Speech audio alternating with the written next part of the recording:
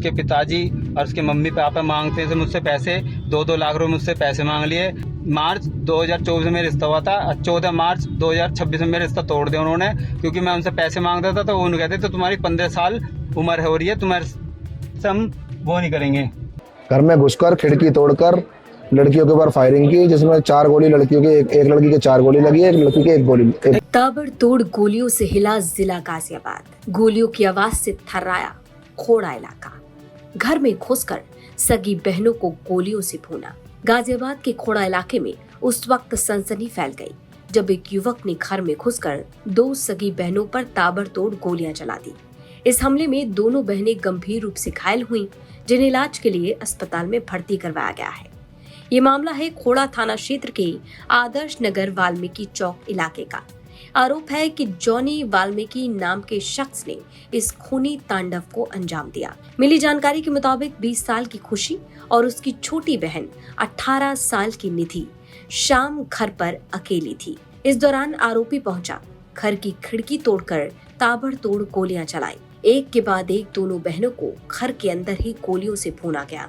इस गोलीकांड के बाद सवाल उठा कि आखिर घर में घुसकर इतने बड़े कांड को अंजाम क्यों दिया गया, कैसे दिया गया, इसके पीछे कारण क्या है। अब कारण निकल कर आ रहा है, शादी का रिश्ता टूटना। जानकारी के मुताबिक लगभग 1 साल पहले आरोपी जॉनी वाल्मीकि का रिश्ता बड़ी बेटी खुशी से तय हुआ था, लेकिन गलत आचरण को देखते हुए लगभग 3 से 4 महीने पहले रिश्ता तोड़ दिया गया। अब आरोप है कि इसी खुन्नस में आरोपी ने इतने बड़े कांड को अंजाम दिया। 3 महीने पहले करीबन रिश्ता टूट गया था। जब पता लगा कि घर वालों को लड़का गलत है, तो आज वो लड़का घर में आया, घर में घुसकर खिड़की तोड़कर लड़कियों के ऊपर फायरिंग की, जिसमें 4 गोली लड़कियों के, एक लड़की के 4 गोली लगी है, एक लड़की के 1 गोली। 4 गोली क्या नाम है लड़के जिनके 4 गोली लगी है? खुशी। और जो सर कितनी फायरिंग हुई है? 5 राउंड लगभग बताए जा रहे हैं। चश्मदीदों की माने तो आरोपी ने पहले काफी देर तक घर की रेकी की और फिर मौका पाते ही इतने बड़े कांड को अंजाम दे डाला। जानकारी ये भी मिल रही है कि आरोपी घर की ऊपरी मंजिल तक पहुंच गया। अब हाथ में हथियार जब देखा तो दोनों बहनों ने गेट बंद कर दिया, दरवाजा लगा दिया, लेकिन आरोपी ने खिड़की का शीशा तोड़ा, रास्ते में रखे फ्रिज को हटाकर कमरे में घुसने की कोशिश की। इसके बाद दोनों बहनों पर अंधाधुंध फायरिंग शुरू कर दी। इस फायरिंग में बड़ी बहन खुशी को 4 गोलियां लगी, जबकि छोटी बहन निधि के चेहरे पर गोली मारी गई।